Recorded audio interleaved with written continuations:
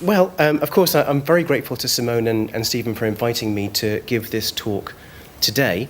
And I'd like to acknowledge critical studies in television, again, myself. I remember when it started, and I had a piece in the first issue, as some other people here did. And I think it's been a really important intervention in the field of television studies over its life. And it's great that it's continuing and going from strength to strength. So what I'm going to try to do today is to perform a keynote in the way that I suppose I would wish to see one if I were in the audience. In other words, what I'm going to try and do is to be wide-ranging and broad brush about questions of acting and performance in television history, and at the same time drop into a little bit of detail here and there to flesh out a point or two and try to provide some evidence for what are often rather general, assertive sort of remarks. Some nice pictures, and with a bit of luck, if the timing works, 3 extracts of very different kinds of television program, which I hope might be interesting.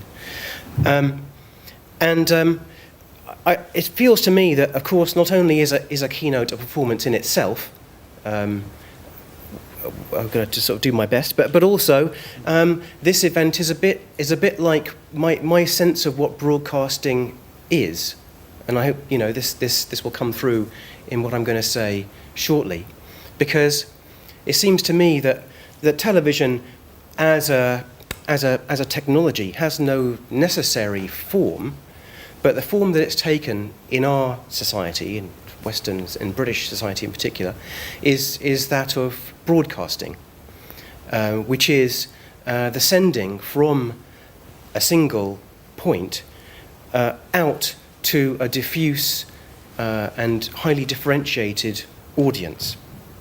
And of course that's what I feel that I'm doing today. The single point, the sender, if you will, is me, and I'm broadcasting to you. And you are diverse, differentiated. I don't really know what you want or what you're going to like. So for me, it's like throwing stuff out there into the void in the hope that some of the seeds will catch. Because, of course, that's what broadcasting means, is the casting of seed onto a field. And yet it isn't simply that kind of abstract sense of throwing something out there and crossing your fingers, because I do have some idea of who you are, what you know, what you might like, and I have some training in how to do this thing that I'm doing, and the shape of what broadcasting can be. So there's a kind of a dynamic interplay going on in the moment, because broadcasting is, of course, by its very nature, live. It's in the moment of that relationship between speaker and audience, between broadcaster and audience.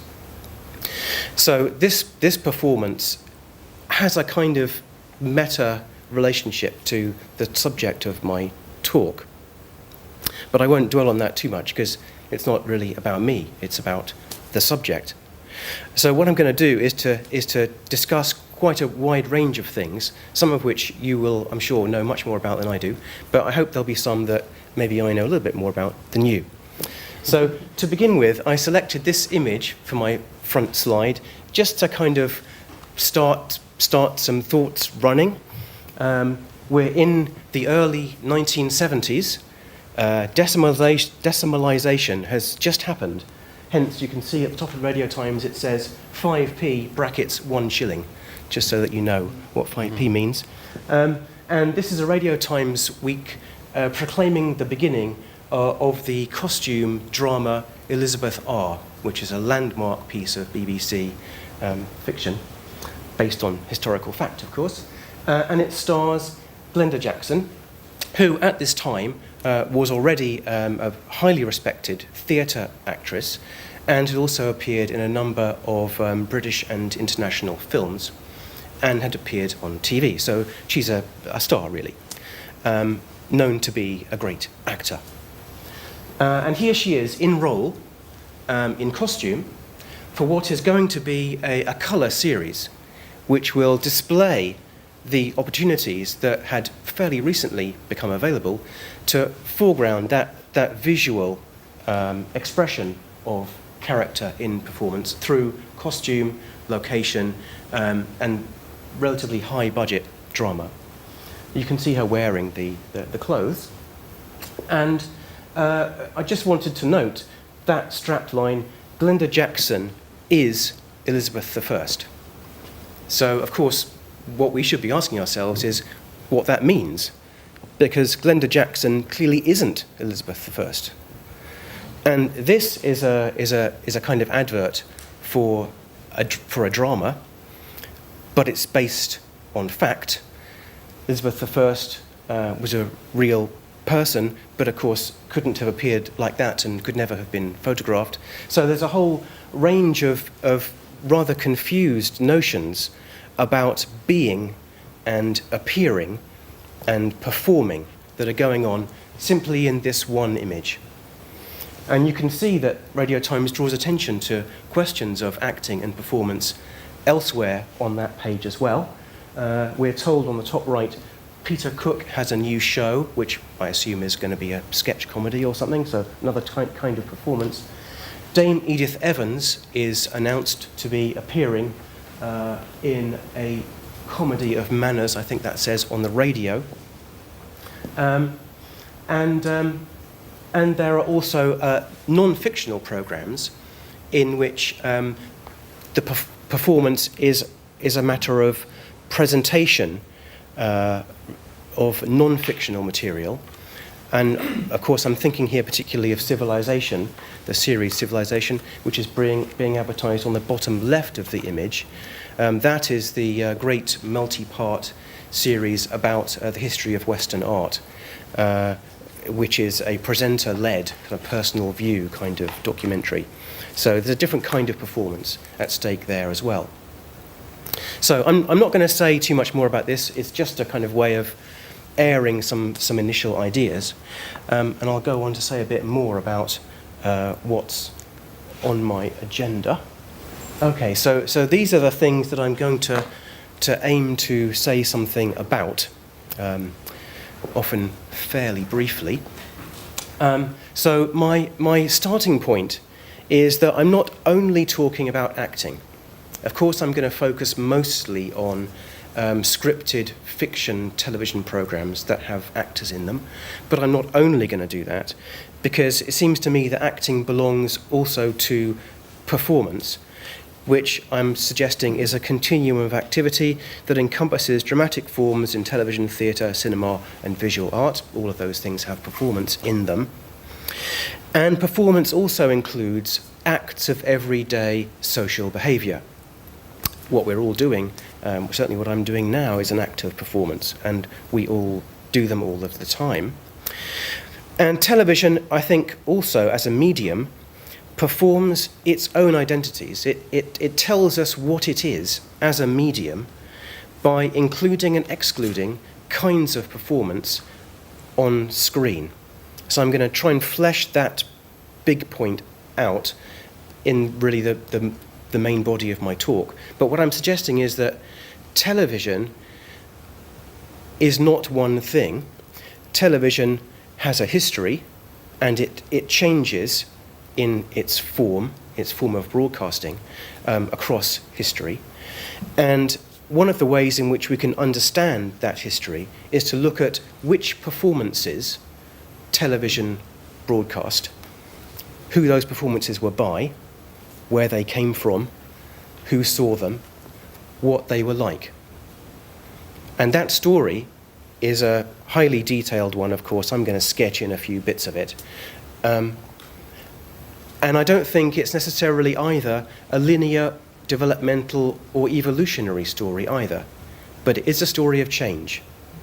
Performance at the beginning of television's history was certainly different, I think, to the way that performance on television happens now. So I'm going to make some remarks about some of those changes. So in doing so, I'm going to reflect on those bullet points down there. I'm going to mention briefly some thoughts about the critical discourses that we have available to talk about performance. I'm not going to dwell on that too much, partly because I don't claim to be much of an expert in it. Then I'm going to talk about performance in relation to the institution and industry of television, and talk about performance in those historical conditions as they change over time, and talk about the opportunities and constraints that there are for doing or making performances in different points of television's story. And I'm going to focus towards the end on where things belong, what kinds of performances there might be within the boundaries, let's say, of genre, within the boundaries of a format, and indeed the medium of television itself as compared to other mediums. So where do things belong? What is, if you like, proper as a performance, proper to this or that category? And finally, I'm going to end up with something I've been thinking about recently, thanks to Lucy Donaldson there particularly, which is a question of whether performance has to be embodied. Can you have a performance without a body? That's the final thing that I will consider. So, moving further on then, I'm going to just say a few short words about some discourses on performance that I do know a little about, just to sort of sketch in some of the ways in which it has been thought about before. So among the earlier 20th century pieces of work is the work of the anthropologist Irving Goffman, who did studies of how people present themselves, play roles, in order to present their identities to others and thus to themselves in social situations. So that's a kind of a coordinate for me. Of course, many theories of performance and acting derive from the world of theatre studies, and just to mention a few names there, Richard Schechner was the person who, I guess we could say,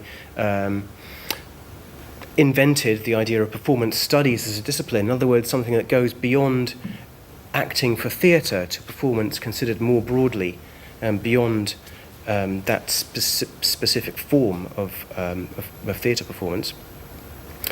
Then Philip Auslander wrote a critique of various of the existing theories of acting used by actors and actor trainers.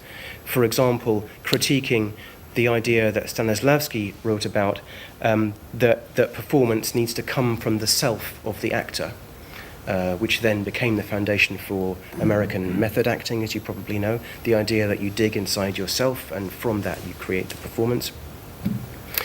Then the idea that Brecht put forward that actually, in order to stand apart from a role and critique it, comment on it, for a political purpose, there needs to be an awareness of how the actor is positioned within the real social environment in which he or she sits, which is the political economy, the ideology of a society. And to understand that means to understand the relationship between him or herself and the role.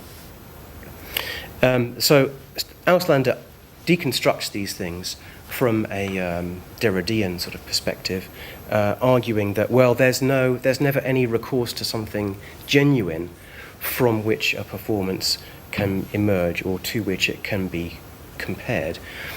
That's a deconstructive move.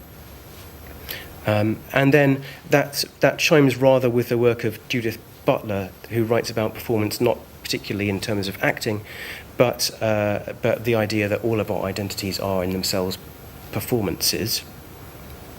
And then coming back to theatre again, Hans T. Sleeman writing about post-dramatic performance. So that's kinds of performance that aren't connected to the scripted dramatic text. I've also recently been trying to get my head around some film theory that might be helpful in relation to performance, because I come from the kind of 70s, I suppose, set of discourses which combine semiotics, psychoanalysis, bit of Marxism, that's me really, reading the signs of performance, understanding the performer and the performance as a text, that's my kind of background.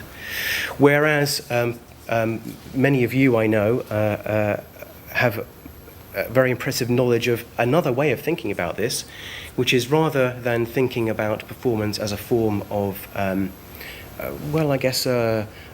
deceit really, in which a performance is characterized by disavowal, so I know that you're not Elizabeth I, but I will believe that you are.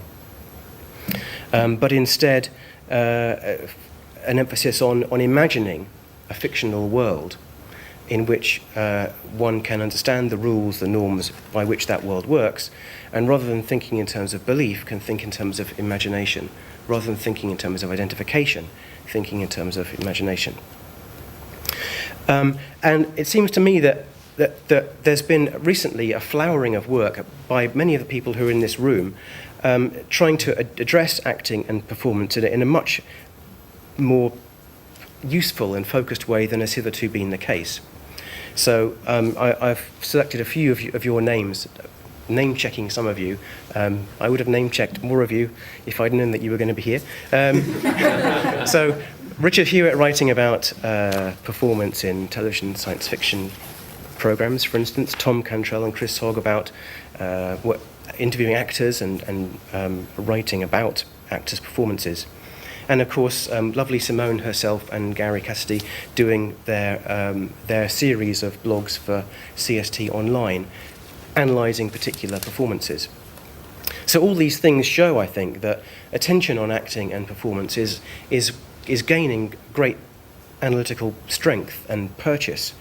But rather than trying to untie some of these knots, I just thought I would mention them before passing on to something else, which is to think about the specific context of broadcasting.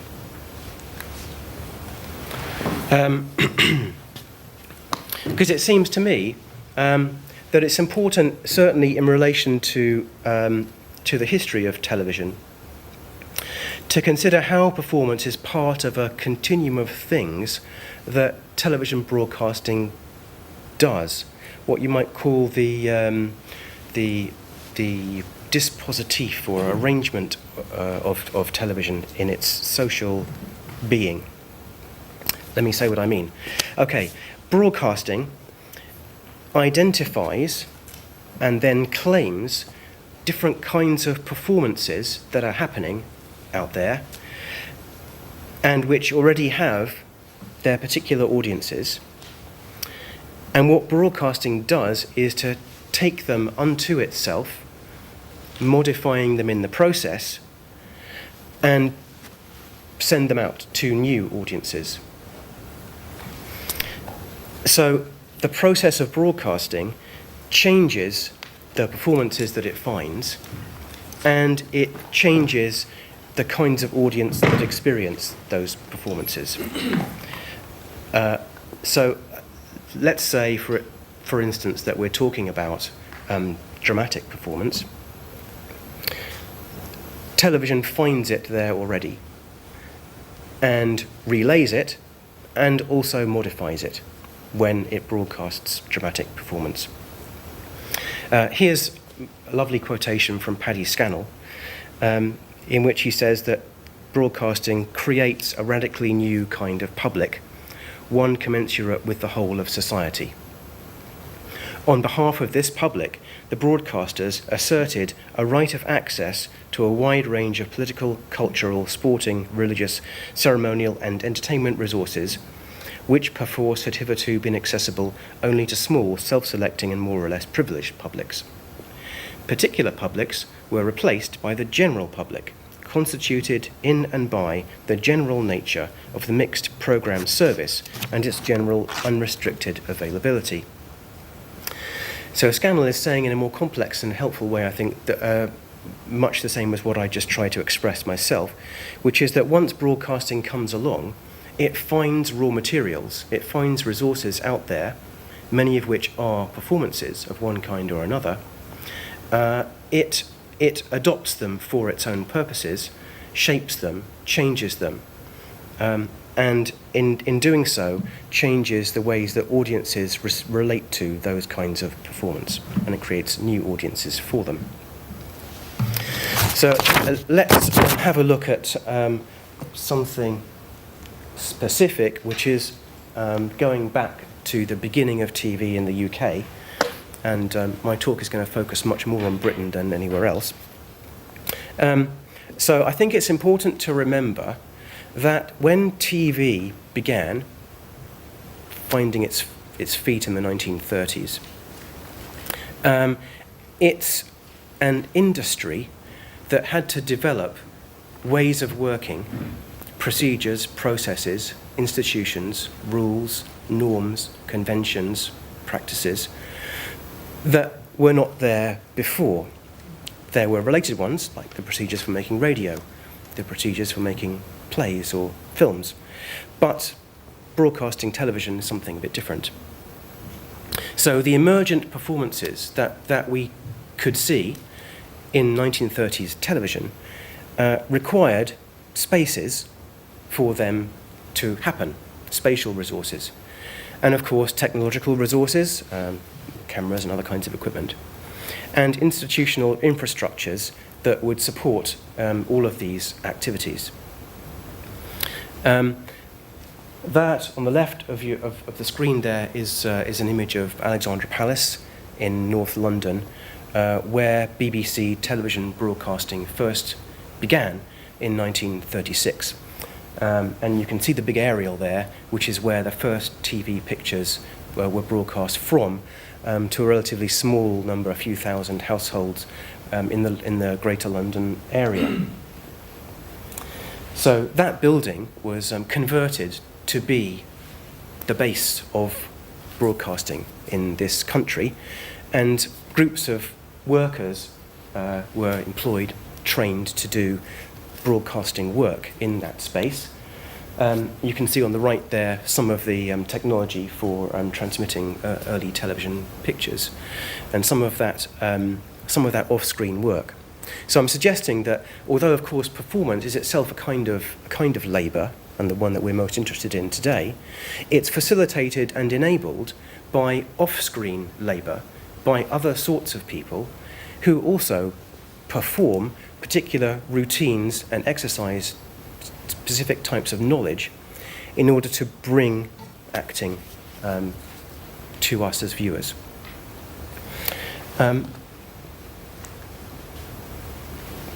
A few words about what early TV looked like. I know some of you may be familiar with this already. Experimentation with TV, early TV technology happened before BBC television got started, and so generally the first drama that people recognise as being a TV performance would be The Man with a Flower in His Mouth, which is a theatre play by Pirandello, written in 1922, which was televised in 1930. Because it was a very new experimental technology, and nobody recorded it, then it's lost. You can't see it. But this image on the left is a reconstruction in the 1960s of what it must have looked like for them to make this early drama. The guy in the centre of the picture with the moustache is one of the characters of The Man with a Flower in His Mouth, and the camera would only have captured a small oblong sort of shape with his head in the middle of it, and all the other things you can see around the edges are the staff getting the broadcast together, putting makeup on and arranging this backdrop and that sort of stuff. The acting that went on was very different to the acting that went on in theatre or in any other place at this time. The actors' faces were painted yellow with navy blue because of the cameras were relatively low quality in terms of what they could pick up in definition. So to enable them to work better, the actors are sort of painted up. And as time goes on in early TV, the limitations of both the camera technology and the TV set technology meant that performances were constrained in various ways. I've just noted here that the use of high contrast would enable pictures to be clearer on the small black and white screen. And because there was no zoom and procedures for cutting, very much in their infancy, then long takes would be used more than the kind of rapidity of cutting that we're used to today. And in terms of design, of course, in the 1930s, we're in the Art Deco period. TV sets were big wooden boxes with sort of geometrical designs on them, and programs sometimes, or quite often, I think, mimicked the sort of design aesthetic of the furniture of the time, since the TV set was itself a piece of furniture. So that's an example of a science fiction drama which adopts some of that kind of imagery. Okay. I thought I'd drop in a little bit later to 1946 and talk about some of the performances that were on TV then. Of course, it was conventional for broadcasters to bring existing performers into the studio and use them as the basis for their programs. So that would include theatre, bits of plays, occasionally whole plays, and also other kinds of performance, like musical performances, dancers, jugglers, that kind of thing. So here are some that happened in 1946. On the left-hand side, you can see a performer called Kate Carney, who was a music hall comedy singer. There was an expression, "You're making a right Kate Carney out of that," which meant, you're making a mess of things. That's what her act was about. And that's her. She's in the Alexandra Palace studio that I showed you a picture of previously, which has been arranged to look like a music hall venue. You can see there's a sort of painted proscenium that's been put up there. And just like the music hall of the time, there was a small orchestra in front of the stage.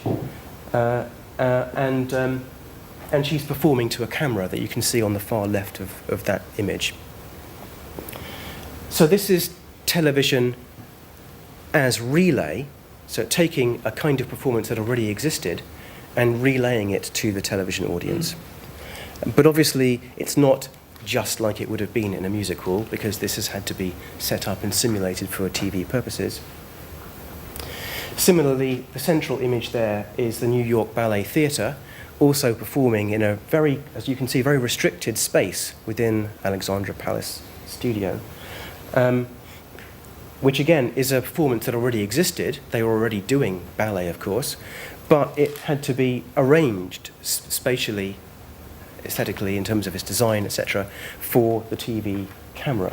So the relay of performance is never simply a transparent process, but always involves modification, shaping.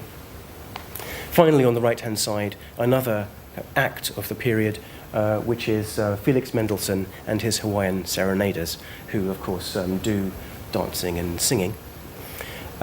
And at the same time as these, cameras were also sent out to do outside broadcasts, that's OB, from London theatres that were within reach of Alexandra Palace studios. The way they did this was that there was a big copper cable laid in a circle around the West End of London. And outside broadcast units, which are in vans, sort of small lorries, could plug their electronic cameras into this cable in the ground, and then you film bits of the performance from the Garrick or Her Majesty's live, and the pictures go out through the camera, out the wire, to the cable in the ground in the West End, and then are taken by things like post office cables, telephone cables, to Alexandra Palace, where they are then broadcast to the nation. So theatre performances were certainly part of early TV, and there's an infrastructure, a quite complicated technical infrastructure, in order to enable those performances to be broadcast. Although there was some use of film recordings in the early days of TV, almost everything was done live, because that's what people thought TV was. It's a live medium, not a recorded one.